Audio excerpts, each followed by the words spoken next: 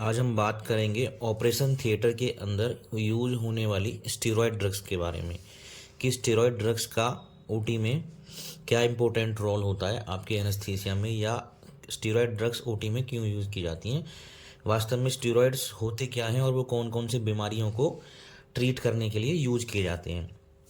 Corticosteroids, it is very useful in the treatment of asthma and many other conditions.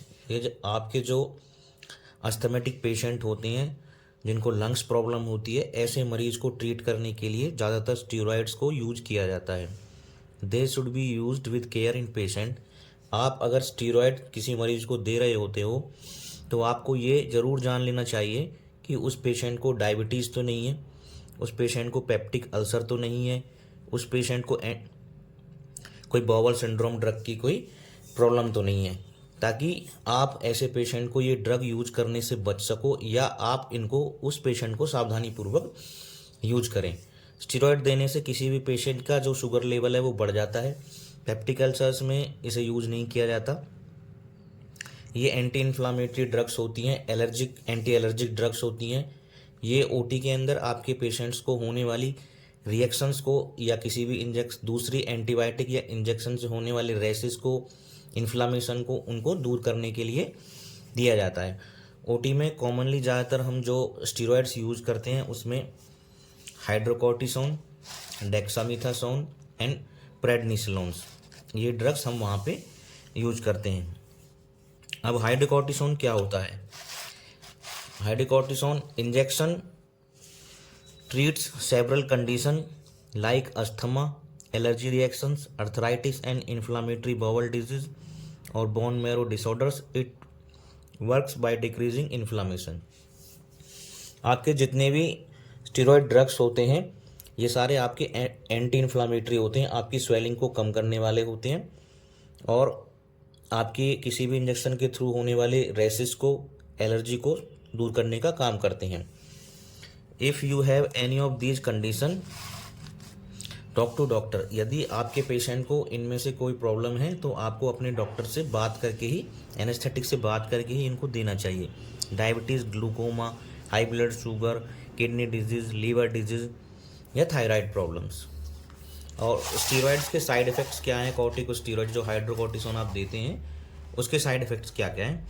High blood sugar, headache, dizziness, dryness, joint pain, increase appetite क्या है? जब ये आपकी भूख को बढ़ाता है। जो जिम करने वाले लोग होते हैं वो स्टेरॉइड्स बहुत ज़्यादा यूज करते हैं ताकि उनकी मसल्स बिल्ड हो सके, वो ज़्यादा खाना खाएं और ज़्यादा खाना उनका आसानी से पचे। Hiccups, increase body weight, body fat जो बढ़ता है, ये आपका स्टेरॉइड मदद करते हैं। विजन प्रॉब्लम, ज़्यादा स्टेरॉइड यूज करने से आपको देखने में भी दिक्कत होती है। Hydrocortisone injection comes as powder to be mixed with liquid to be inject into vein and muscle. हम हाइड्रोकॉर्टिसोन जो 100 mg के पाउडर में अवेलेबल होता है उसमें उसके साथ डिस्टिल्ड वाटर आता है जिसको वेन्स के अंदर दिया जा सकता है, उसके साथ मिक्स करके इसको तैयार करते हैं और तब पेशेंट को देते हैं। Your dose depend on your condition. आपकी जो डोज है वो डिपेंड करती है आपके पेशेंट को कितनी दवाई की रिक्वायरमेंट है। ये अवेलेबल होता है 100 mg, 250 mg, 500 mg और 1 ग्राम। डोज अस्थमा की कंडीशन में आपको इसकी जो है डोज है 1 से 2 mg पर केजी बॉडी वेट के हिसाब से दिया जाता है और 8 घंटे की ड्यूरिंग के दौरान आप इसको दोबारा दे सकते हैं। सर्जिकल पीरियड में 100 mg IV स्ट्रेट देते हैं अगर आपको अपने किसी पेशेंट को देना है। उसके बाद है एड्रिनल डेफिशिएंसी इन पेडियाट्रिक में 2 से 3 mg पर केजी बॉडी वेट IV देते हैं। मैक्सिमम डोज है उसकी 100 mg। इन्फेंट्स के लिए एड्रिनल इनसफिशियंसी में 1 से 0.5 mg पर kg IV every 6 hour. Childrens के लिए 12.5 mg पर kg in 6 hour. Acute adrenal crisis in adults, इसके अंदर आप इसको देते हो 100 mg IV bolus, then 200 mg over 24 hours. Inflammation in paediatric below 12 year 2.5 mg to 100 mg per kg and 12 years 20 to 240 mg डोज। अस्थमेटिक को 1 से 2 mg पर केजी IV डोज। एंड सेकेंड ड्रग है आपके पास dexamethasone. Dexamethasone it is use to treat inflammation of the skin joints, lungs and other organs. It is also used for other conditions like blood disorders and disorder of the adrenal glands and anti-allergic drugs, anti-inflammatory drugs.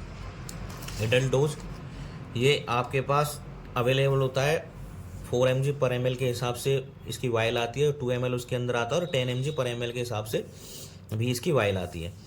Tablets इसकी 0.5 की भी आती है, 0.75 भी होती है, 1 mg भी, 1.5 mg भी अवेलेबल है, 2, 4, 6, 20 ये टैबलेट्स फॉर्म में भी अवेलेबल होता है। एलर्जिक कंडीशन में अगर आपको एडल्ट को इसको देना है तो 4 से 2 mg IM और IV दोनों कंडीशन में आप दे सकते हो। अगर IV आप इसको फास्ट देते हो तो पेशेंट की हार्ट रेट बढ़ जाती है, इसलिए इसको हमेशा स्लो देना चाहिए।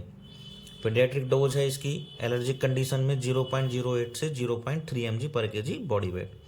इसके साइड इफेक्ट हैं ब्लडी और black stool and change in vision, eye pains and muscles weakness. जो स्टीरॉयड्स आप ओटी के अंदर यूज करते हो वो एक इम्पोर्टेंट रोल प्ले करते हैं आपके पेशेंट की किसी भी एलर्जिक कंडीशन को ट्रीट करने के लिए। आपको स्टीरॉयड्स को यूज करते वक्त हमेशा देखना चाहिए कि आपके पेशेंट को डायबिटीज़ है या नहीं, लीवर डिजीज, किडनी डिजीज। अगर इनमें से डायबिटीज़ को कॉमनली आपको हमेशा देखना चाहिए। अगर इस तरह की कोई डिजीज़ है तो देने से पहले आपको अपने डॉक्टर को इन्फॉर्म करना है, ये आपको पता होना चाहिए।